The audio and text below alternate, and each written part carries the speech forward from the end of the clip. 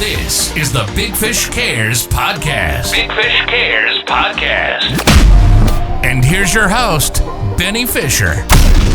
Today we have a guest that's back from an earlier episode. I feel like it was episode 13.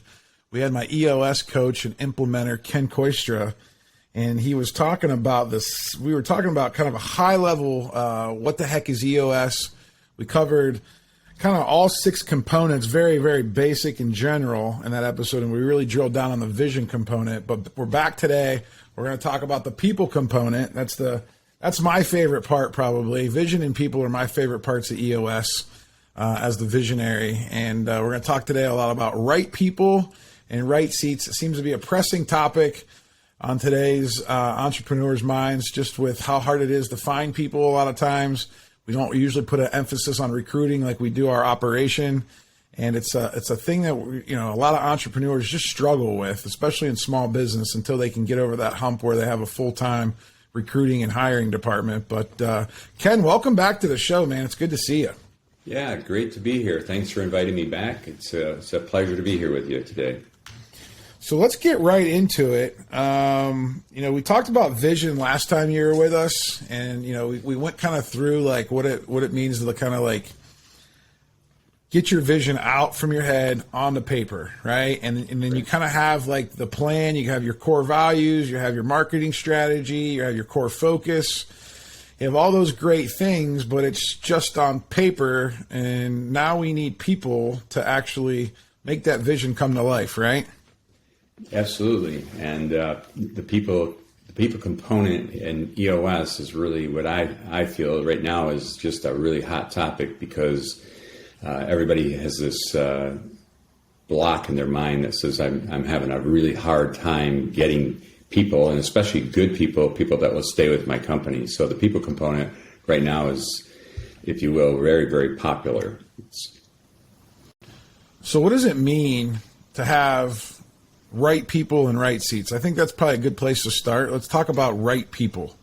Yeah, so right people, right seats, you do have to have both of those components. So right people, these are people that share your company's core values, and really the people that you want to keep around. But core values do a couple things for you. When you're defining your core values, and by the way, core values are discovered. They're not something that you just find on a plaque or a wall or a billboard going down the road. It's something you actually discover because they're very unique to your individual companies. And so once you do define your core values, the key there is to get people who line up with those core values. And so when you have people who line up with your core values, you're always on the same page. You have people that think the way you do. It's easier for them to accept your vision, to understand how you think as an owner, as a leader of the company. So core values, very, very important. And we also use core values for many other things. We use those to hire. When we're sitting across and interviewing someone, the first time we meet them, we actually explain what our core values are to them. It's one of the very first things we do is just tell them, this is what we believe at this company. This is what we line up with. These are the values of this company. But we also use them to reward, hire, fire, reward, many, many things. So core values sometimes gets thrown to the side, and people don't necessarily put a lot of weight into core values, because core values have been, overrated in some cases. People like Enron, those people had also integrity as one of their core values. So those types of things with companies that have core values that become meaningless and almost trite. So it's that type of thing that it becomes less meaningful than what it should be. So core values is incredibly important. The other thing we do is we constantly are using those every quarter to evaluate our people, just to let them know how are you doing in the company. And for most people, they want to know, hey, where do I stand? How am I doing? When you interview people based on your core values, and we'll just take my core values, right? Serve others, do the right thing, exceed expectations, and be enthusiastic. So I explain that to somebody and I say, hey, we do all these 4 things, and I give them a little statement, a little bit of a story of why we do those. And then am I just supposed to say, hey, do you align with those? Because I feel like 9 out of 10 people, they're always going to be like, yeah, man, like those are awesome. So like, how do you separate, separate people wanting to have those core values and actually being able to find out if they actually have those core values? Yeah. So if you're listing off just a list of core values to an applicant, for example, they're probably always going to say, yes, I align with those. I mean, who wouldn't if you're applying for the job? However, if you explain to them in a more of a story form to tell your story around each one of those values and what that looks like in your company and how we actually carry out those values. And you also might turn it around and ask the individual, so when did you ever use one of these types of core values? When did you ever use this core value in your life? Can you tell me a story when you might have shown this core value? And if they can get that conversation going around your core value rather than just reading a list, I think that would be a much better way to go.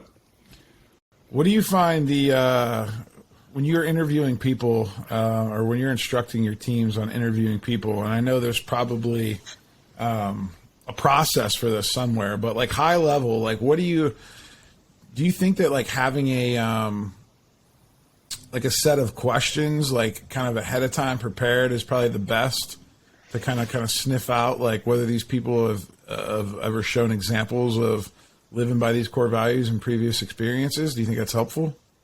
Yeah, I think it's very good to have a list of questions that you feel comfortable with that would help you answer the question. So I would always ask the question of myself first to see if this is something that would resonate with me if I was to actually start to be working for my own company, for example.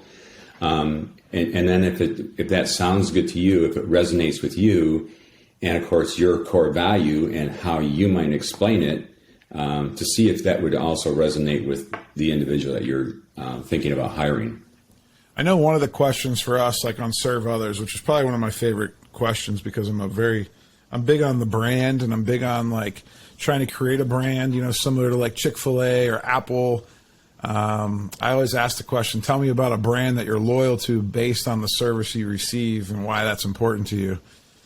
And you can really start I've gotten all kinds of different answers, but the answers that I love the best, and when it's a brand that really like is like that pops to me, and that there's a really specific reason why that employee or that prospective employee says this is why they like it. Now, if they just say, oh, I like Ford because my dad always drove a Ford, like that doesn't really help me on the service that you receive part, right? So like sometimes they don't necessarily hear the question the right way. So I always try to help them, right, to give me the good answer. But a lot of times, sometimes they're missing that service level.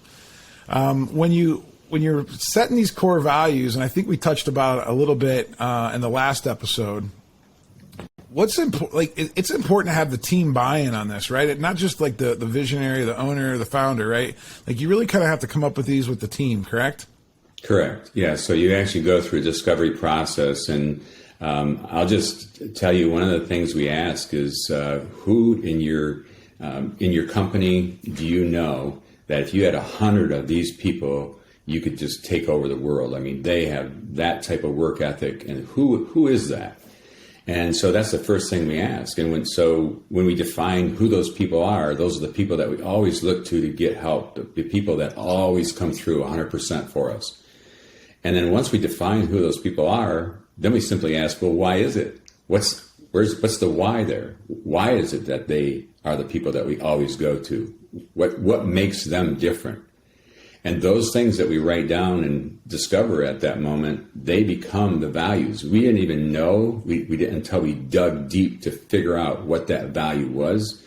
And then when we do that, we discover, yeah, these are the values that we really, really value. And that's what really holds our company up. So, is there ever times that core values can change in a company? Yeah, I think maybe from time to time you may find yourself, let's just say you discover 3 values, and then a year later, you discover one more, and you think, that really truly is also one of our values, and you add that to your core value list. And But typically, once again, it comes with a story. It's part of the story of the company. It's not just something that's on a plaque or on the wall behind the receptionist. It's just something that we actually live and breathe daily. Let's talk about, so it's one thing to have right people. I feel like everyone knows in their heart of hearts, I guess, at least that you start out like thinking everything's going to be great. They're the right person. You can actually see that in action. Usually after 90 days, I feel like is a good kind of a window in time to see like if that person's really actually living. Because it is easy to fake it in an interview for like. Sure. I will say that like I've gotten sold to in interviews many times in my career, and it's hard to sell me because a lot of times I can sniff it out, right? And because I ask really good questions and I like to poke and prod a little bit, and I almost want to talk them out of like my core values sometimes because I just want to really double check, triple check, right? Like it's almost kind of like they're on the witness stand and I'm kind of grilling them a little bit, which is a little uncomfortable for a lot of my team when they hear me interview someone, but I feel like as the final gatekeeper, like it is very important, and we're doing that now. We actually have a salesperson that we're going to be hiring soon. I haven't even met them. They've already been through all the interviews. They've been through ride-alongs with the salespeople. They've met with our sales and marketing manager, and the last stop is going to be the Ben Fisher stop. So, and again, they passed all my other people's checks so far. So I'm assuming that it's probably good, but I can promise you that they're going to get questions that they've never heard before. And this person probably should be nervous, I would think. So if they're listening out there, it'll be interesting to see how it goes. But let's also talk about, because there's been times in my career where I've had the right people, but things weren't still working. And I think I found out through my process, my EOS journey, that it wasn't the right seat, it wasn't the right position, it wasn't the right role. Talk to us a little bit about just the right seat, first of all, and then let's mix the two together with right people, right seats. Sure. So right seat, this is a person that just has the God-given ability to do the job right every time.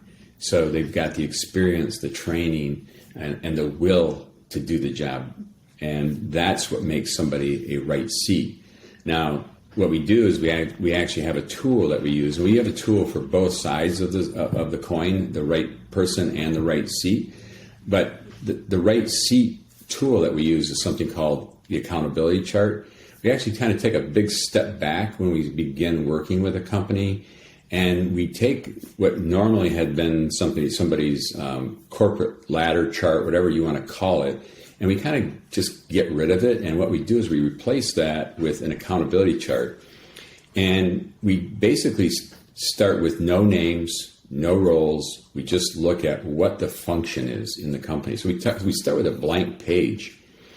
And it's kind of a refreshing way to do it. But when we work starting out with just the leadership team, and when we paint that picture, we figure out what are the functions that this company needs. And we put those out there. We basically put down the sales and marketing, the operations seat, and the finance seat. Because we just have this belief that all companies have those particular seats in their company. And then we add the integrator seat, which is the person that really is the glue in the organization. That's the person that's really driving accountability throughout the organization. And then sometimes there's a visionary. Sometimes the visionary, and that visionary is typically that person that stays at 30,000 feet, has got a million ideas at every meeting. They're just living at a higher level. They're typically the one that started the company, the originator. But what we actually do is we first put those functions on the board. And when we do that, we just make sure that we have all the right seats. So we're really more of a structure first. It's a structure first, people second way to do it.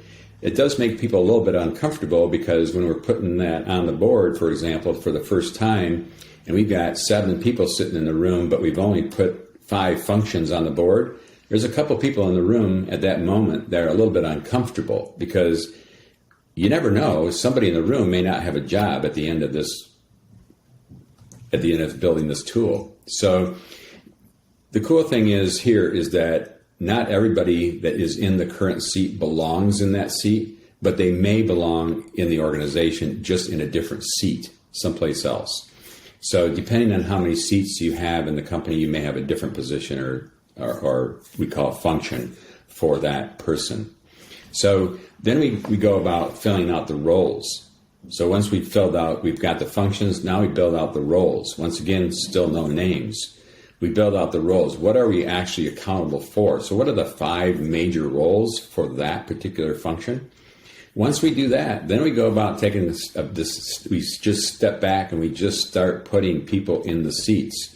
So once we fill the seats, then we have basically a tool so that now we know we've got right people in the right seats. But what happens when you do that, you do this for the leadership team, and then you go about building that out for the rest of the organization. But what happens is that you find 2 basic issues that you come up with when you do this. And the first is you have the wrong person in the right seat. So you have a person who, for example, they're just toxic. They just are the wrong person. They do not fit your core values, but they are doing good work. But long run, they're actually going to kill you. And you need to actually make a change in that when that happens. Sometimes you have the right person in the wrong seat. That's a person that does follow your core values. You love them. You want to keep them around, but they're just not in the right seat. They're not meant for that particular job. So either one of those things happen. We have to make changes, and we have to make sure that we have right people, right seats. There's a couple tools that we use to make sure that people who are right people understand how they are right people. There's something we call the people analyzer, and we actually have basically it's a scale, a grid where their name is on it. We have the core values along the top, and we grade them with a plus minus, or a minus. So plus means they always exhibit that core value. Plus minus means sometimes they do, sometimes they don't, and minus, of course, means they never do. And so we grade those, and we grade them once a month. We just have a quarterly review, and then we talk through that with that employee to make sure they know where they stand. So they always know if they're meeting basically the bar, what do you have to have as a score to work at this company. But the other thing that's on this analyzer is something called GWC. And GWC means this: get it, want it, and have the capacity to do it. So when we say right people, the first part of that people analyzer, the core values, that's right people. The right seat part is the GWC. Do I get it? Do I want it? And do I have the capacity? And get it just simply means I have a really good understanding of the position. For example, if I'm a creative person and I do artwork for you, you probably would not put me in the accounting department, okay? And vice versa. So if I understand my job and I'm a creative person, I'm going to do marketing work, that type of thing for you. So the right seat piece, or excuse me, the right seat piece where you're the GWC, the get it part, but then there's the want it part. So the W there means want it. So this is something you cannot train for. Either that person wants this job, they jump out of bed every morning, they can't wait to get to work, they're in love with their work. That's want it, and you cannot train for that. That is just something that is a must. Either they have it or they don't. And then the capacity piece, this is where they have the training, the skills, the experience. This is something that could possibly be what we call a small C, where they have capacity, but that capacity is growing. But we have to be able to see that capacity. So they still 100% need to say yes to each one of those, even though the capacity might be a growing capacity. Capacity is a good one for me, because it's get it and want it are usually pretty. I don't know. I feel like you can usually tell, if people get it and they want it. Capacity to me, is that like a time capacity or is it a mental capacity? It's a mental capacity. It's the capacity to do the job. So, for example, it's the training, the experience. If you find somebody that's been doing this job for 25 years, they've got a lot of capacity to do the job and do it well. Training, education, those are all capacity. So I have a couple stories that just came up out of that conversation right there, because there's been times in my journey as an entrepreneur, one before I met you. So I just started with EOS just 2 years ago now. So I've been drinking the Kool-Aid for 2 years. I read the book Rocket Fuel, and it really kind of kickstarted me. And at that time, I had what I would consider the wrong person in the right role. And they were running my company and did a really good job of keeping like the numbers in line. Processes were getting made. The money was like, we were making money, but we were profitable. Like as far as that goes, it was good, right? Mm-hmm. But like you said earlier, the culture started to kind of, I guess, weaken a little bit. And I didn't realize, this is before, I had hired this person, I think just about 2 years before I started EOS. And I didn't realize how big of a deal that was. And I'll never forget that story. And I'll probably tell that story the rest of my life. And when I say right people, like, he was a good guy. He's a good person, just not necessarily built for leading people at a small company, I feel like. And at the end of the day, I think we determined like it just wasn't the right fit for him. And that's when we went on a search for another integrator. And I'm going to be giving a talk in Phoenix at the Best of Success conference, basically on that whole thing of visionary integrator, how to find the right person, and that's the ultimate person that you have to get right, at the end of the day. For the visionaries out there that are listening, I feel like we're going to have a lot more visionaries listening to this than integrators, because integrators, they never have time for, they never have time to listen to anything, I don't think.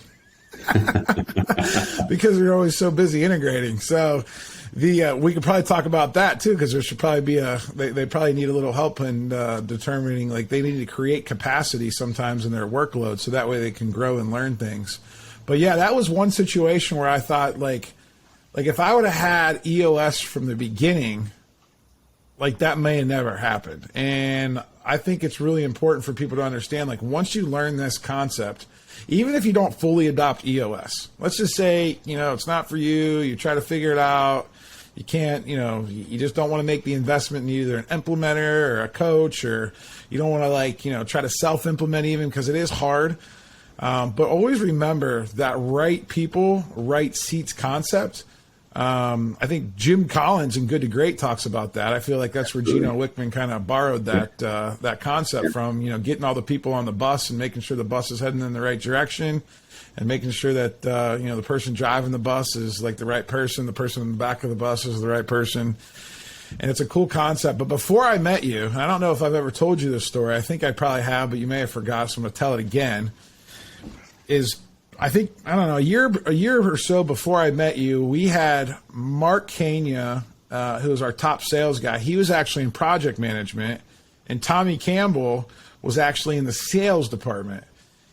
And I couldn't figure out, like, they were both really good guys, and I knew they were both the right people, and I love them both dearly. And we talk about this story all the time.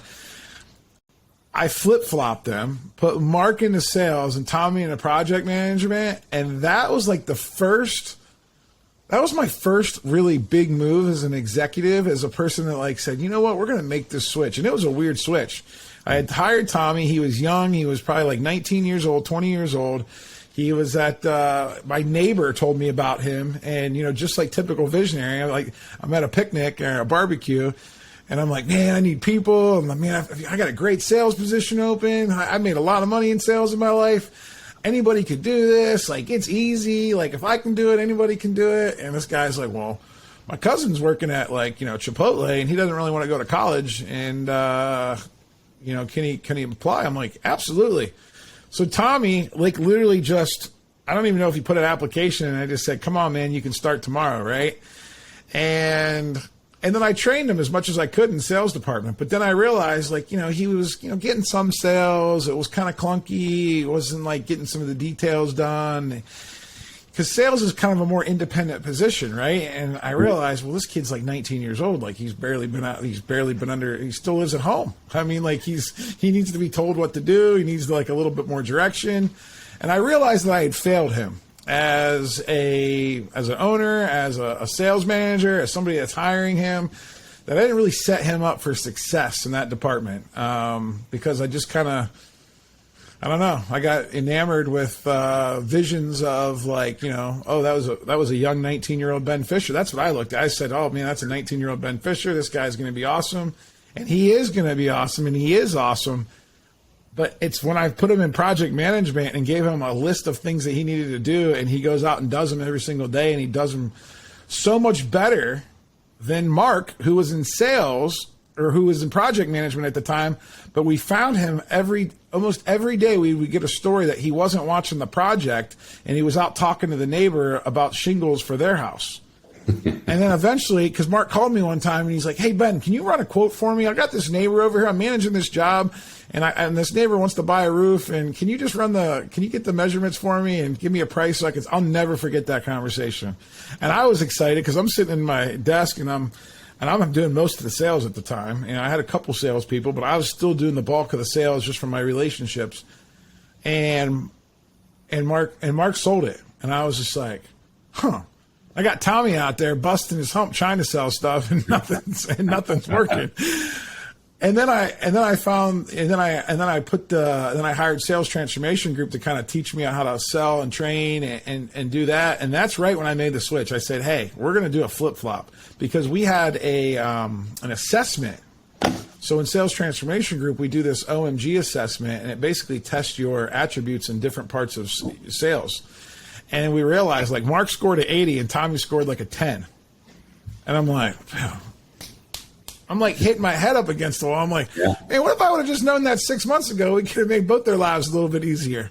But the cool thing is that I caught it in time to where, like, Tommy wasn't completely jaded, Mark wasn't completely bored, and we made that flip. And I tell you what, that was probably, I still think it was one of the best. It was one of the best moves in company history, still to this day, because of the production level just went up. Mark just started taking off, sold more jobs than we knew what to do with, enough jobs that I didn't have to sell anymore. Then I could figure out how to find. That's when I found you, is because I didn't have to sell anymore. So then I actually had time to actually get crystal clear on like the other issues in my business, and that's kind of when I was looking for.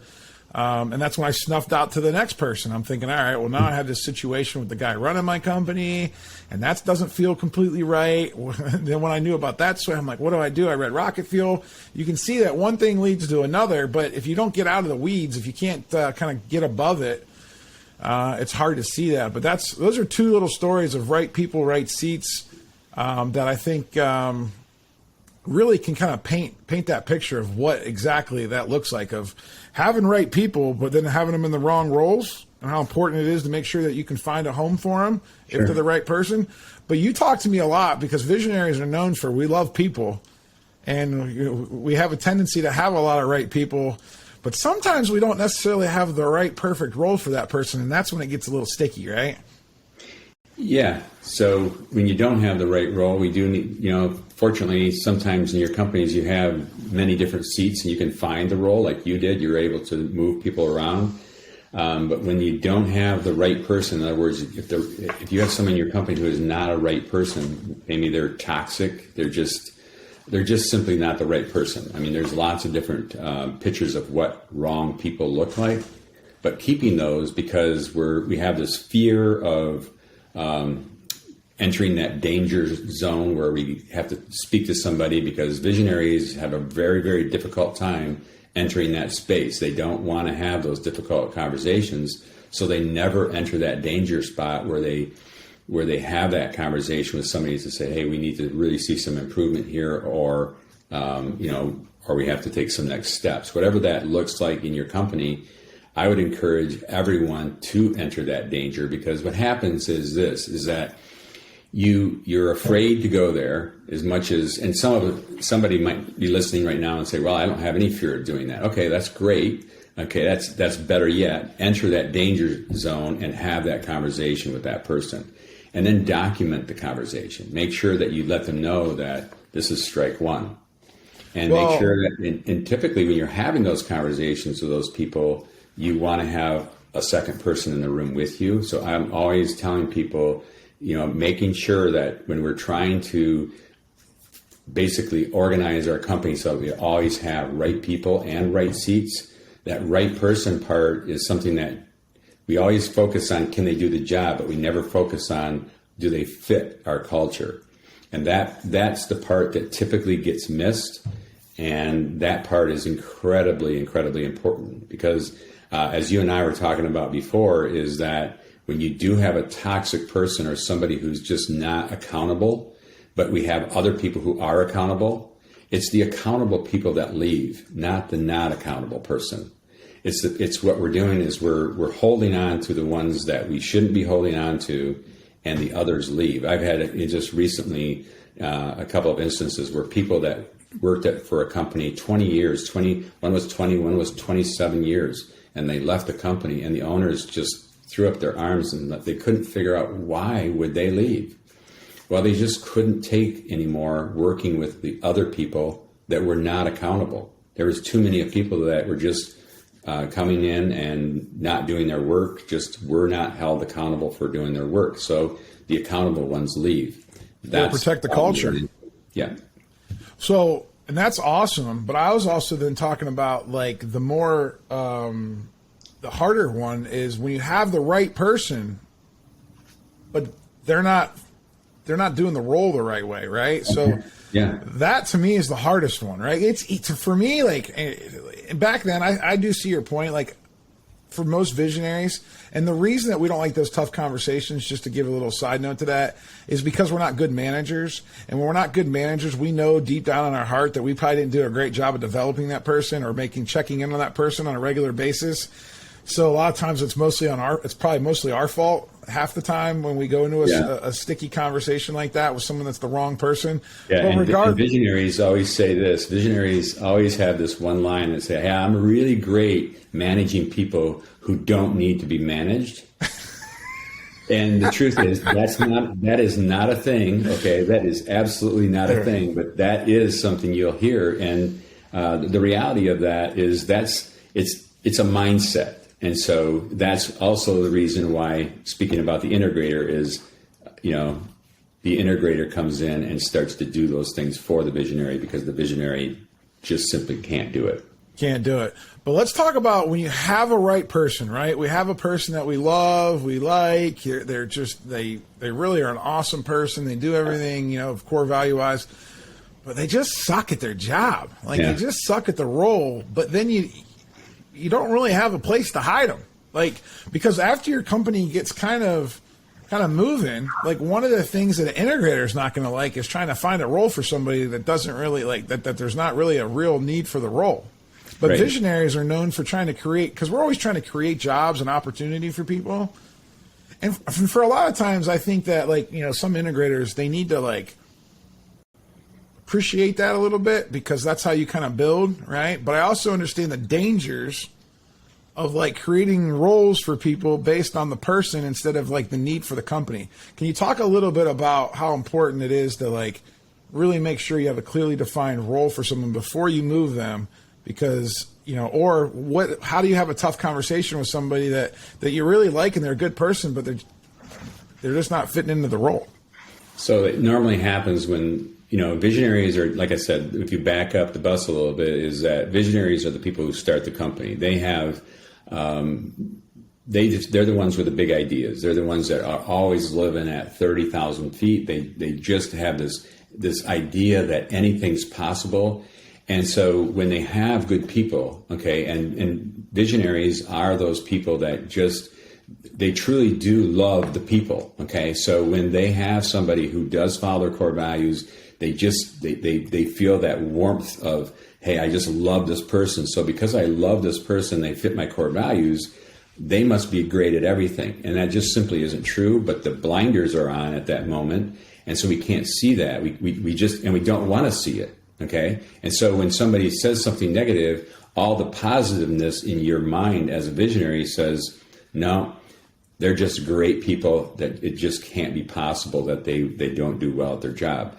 So again, enter the integrator is the person who immediately sees that. Okay, they're just the opposite viewpoint. They immediately say, hey, this person doesn't get it, they don't want it, and they don't have the capacity. Okay, or whatever it is, they're missing one component there. So there's a couple things you can do. You can train them up if they're short on capacity, but if they don't want it originally, they need to be moved out of your company. They need to find a different place that's better for them. How do you have that conversation? Give me an example of what that would look like.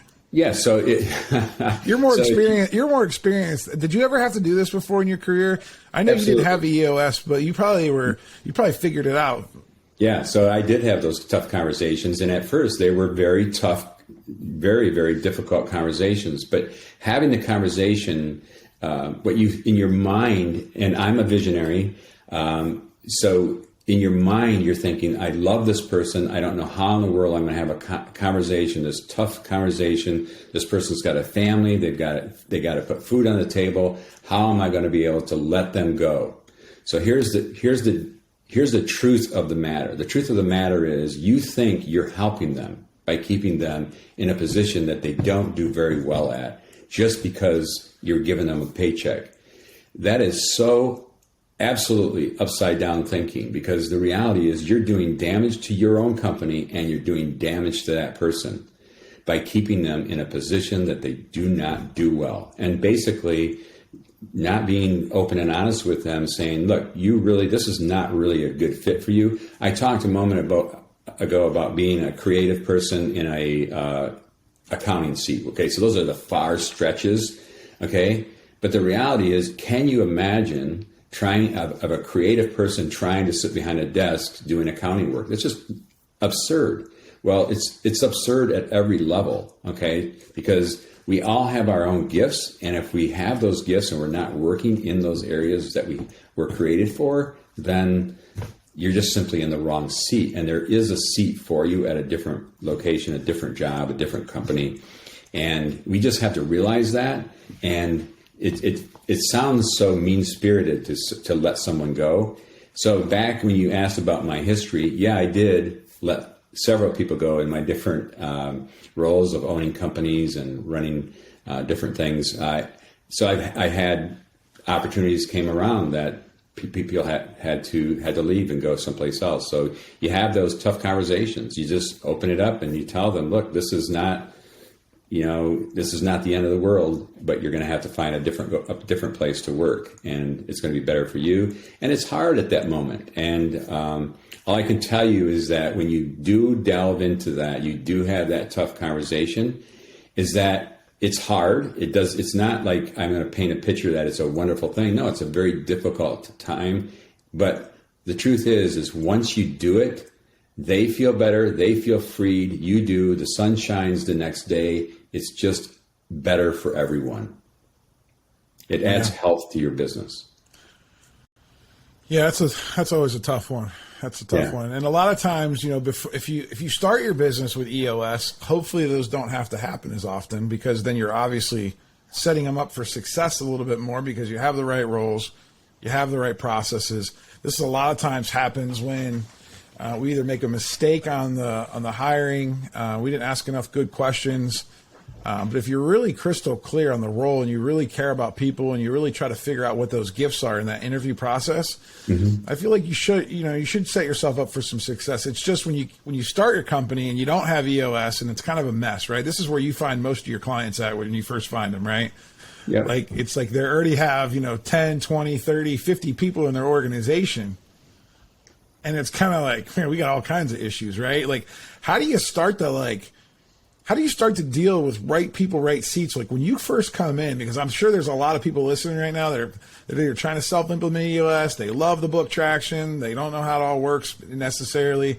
There's a lot of times they're afraid to hire an implementer. They're afraid to put somebody in an integrator seat because they don't know what that even looks like, because those are two big I words that nobody really understands and they get them confused. But how do you get right people, right seats situated, and how long of a process does that take? Yeah, so one of the things, and you and I have talked about this before, is the mistake that many companies make is they want to clean the house and then bring in the maid.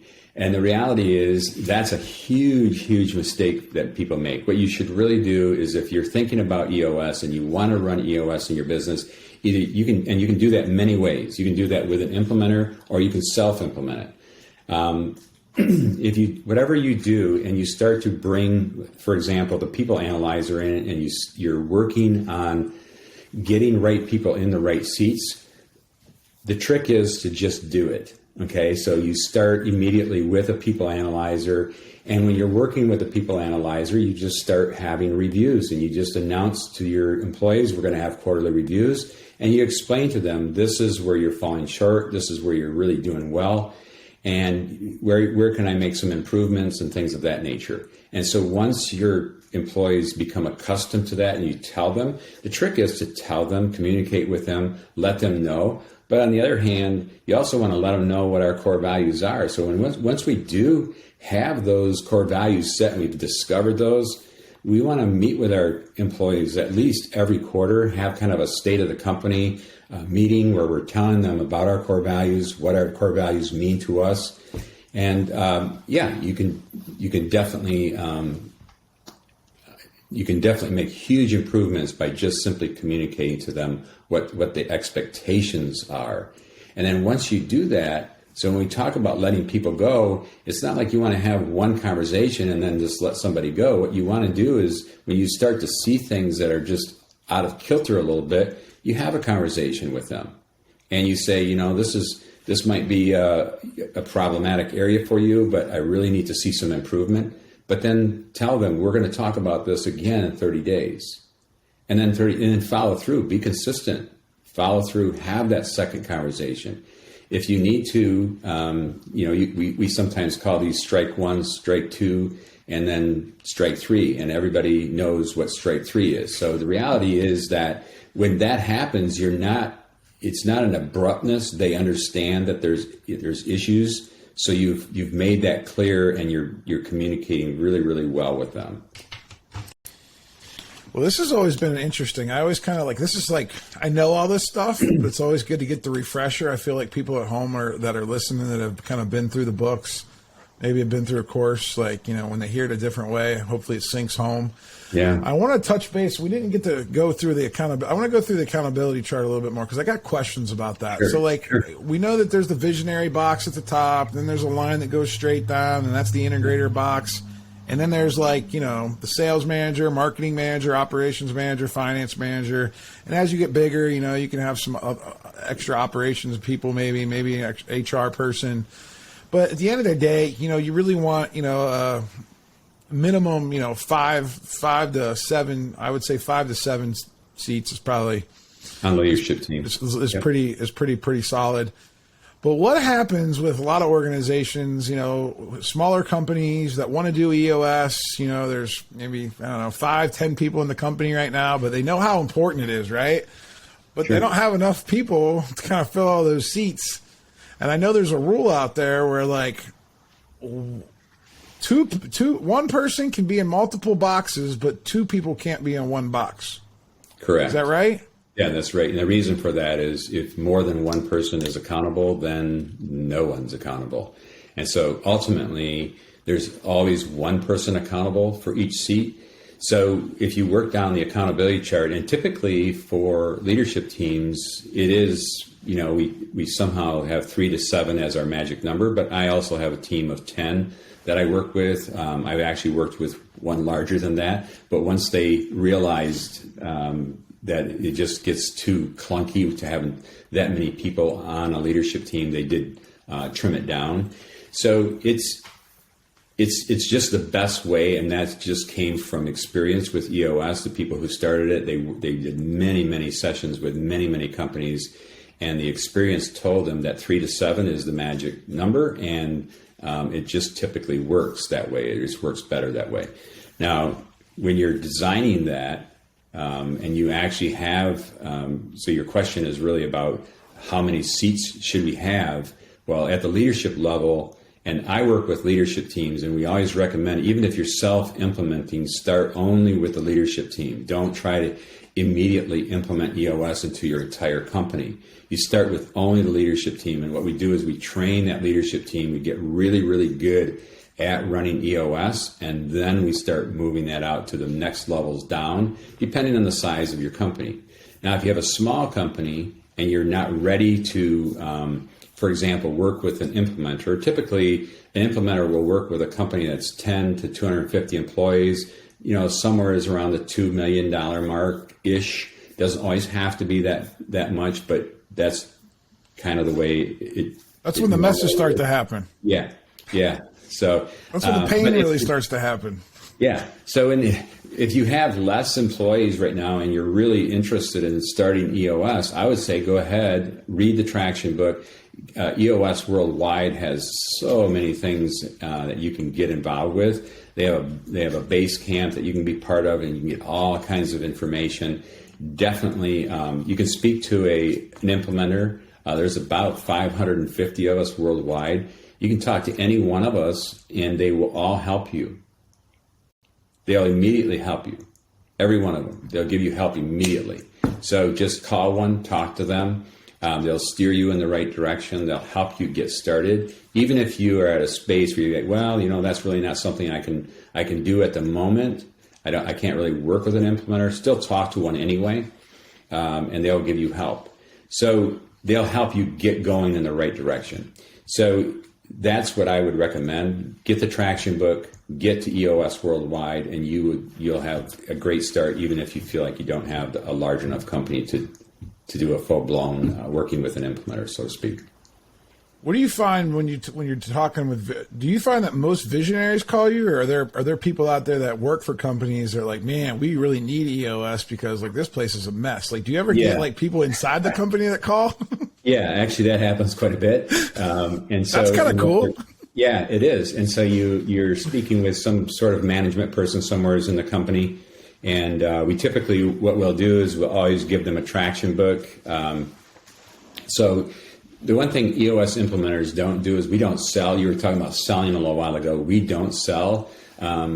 We get referred. So we may get referred by an employee to maybe the visionary, the owner of the company, or whoever the VP of Ops is, or whatever that is. And it always starts that way. And we just simply share with them. So there's a lot of helping that starts out at the first levels of working with a company. We always do a 90-minute meeting that basically take the traction book and kind of do the movie version of it. We just, in an hour and a half, we just give you all the information that you need to know about EOS.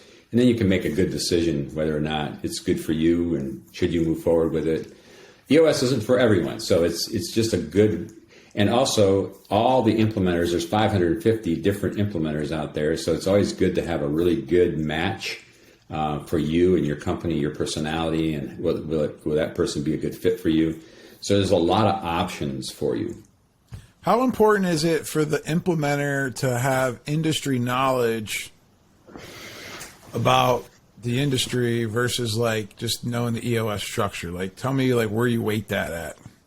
Yeah, so here's what I would say. Having industry knowledge is helpful.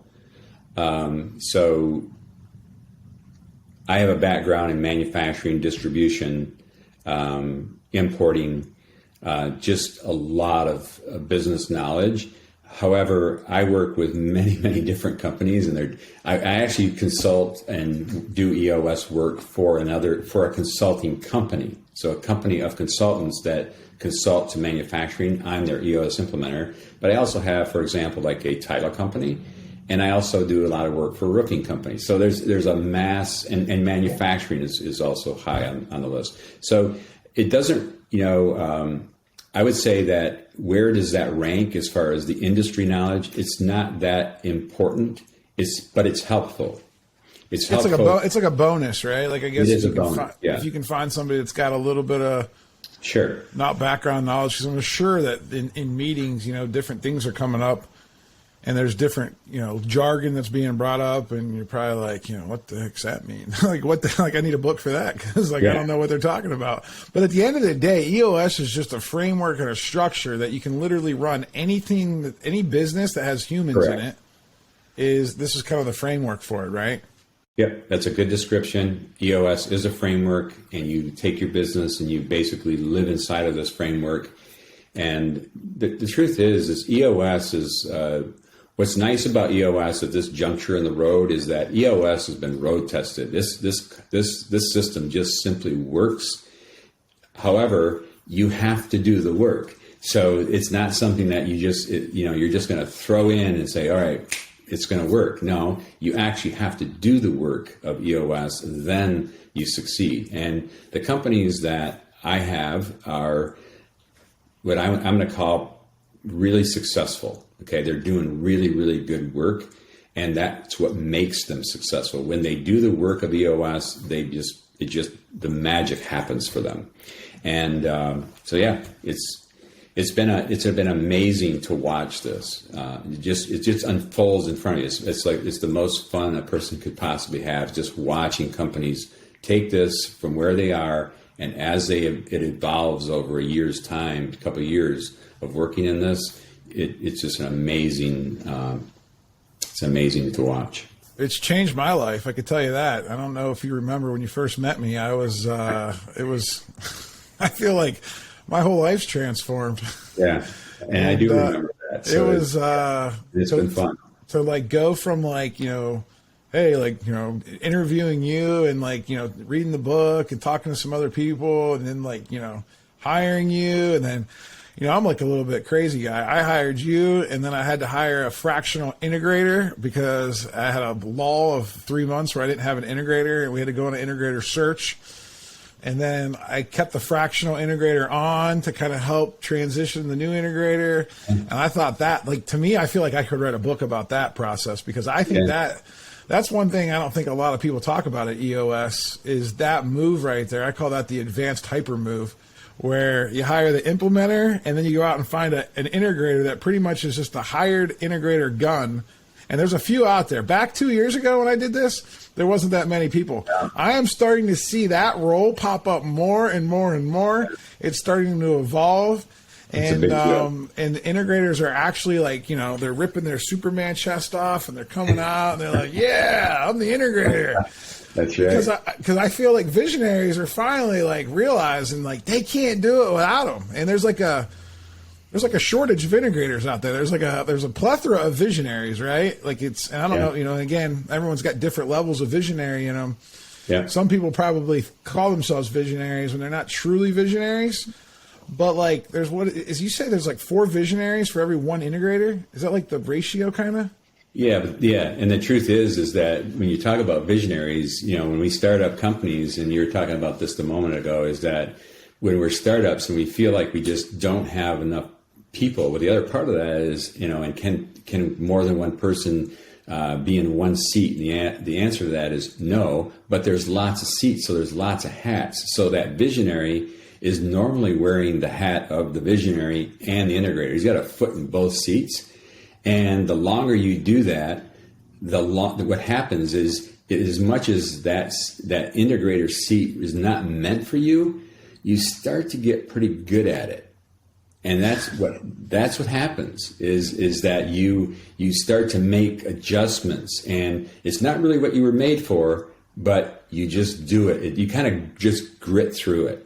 And when you finally, for me, that was the turning point. When I figured out that when reading the traction book, that there was something called an integrator that in my days I should have had, I almost broke down, because so many years had a foot in both seats.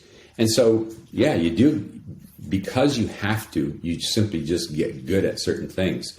But that's not a good reason to do them, okay? You want to be the best, and to get the best, you really should have an integrator, and that's what really propels the company forward. But it's both people working side by side and always staying on the same page.